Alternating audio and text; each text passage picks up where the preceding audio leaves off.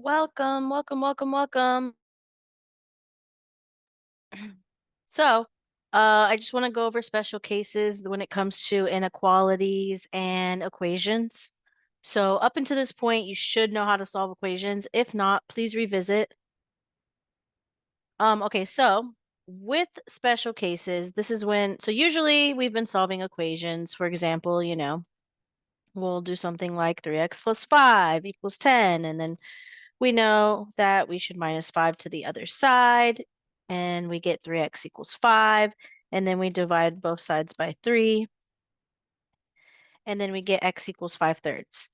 This is a one solution, right? We get one answer. There's one solution to this problem, and that's usually what we've been dealing with.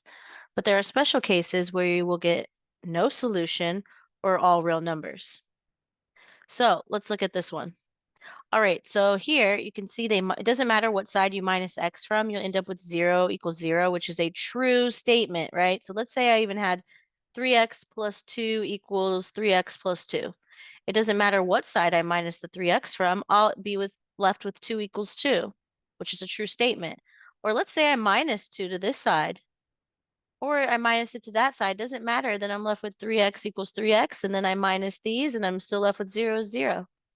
Doesn't matter how you move stuff around, because at the end of it all, you will be left with a true statement. And so in that case, you would put infinite solutions or all real numbers. With no solution, so pretty much you'll end up with a special case when the variables cancel out. So when the variables cancel out, that's a key to let you know that you're either left with a no solution or all real numbers. So here, it doesn't matter what side I minus x from, it will cancel out. I'm then left with 1 equals 0. Even if I minus 1 to this side, I'm left with 0 equals -1. Does not matter. It's a no solution. The same thing can happen with inequalities when you learn to solve them. When you're left with a false statement, like 3 is less than -3, which is not true. It's a no solution.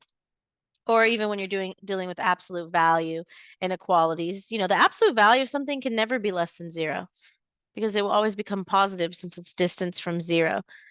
And these are all examples of no solution inequalities. And here we have examples of all real number inequalities. So you can see these are true statements. So on Khan Academy, in the Algebra 1 section,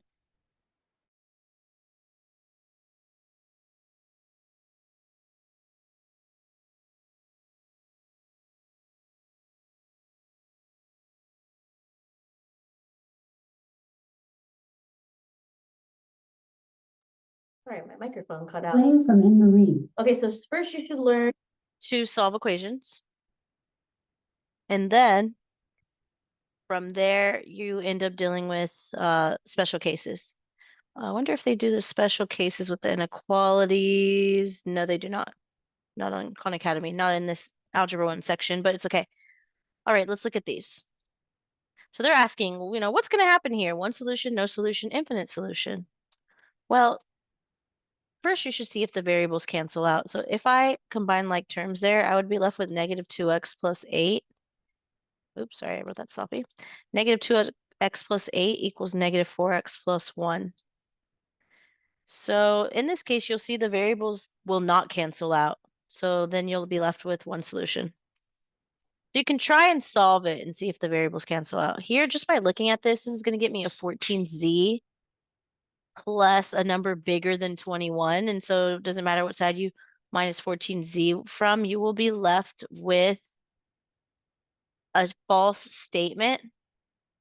You'll be left with this, right? 42 equals 21, which is not true. No solution.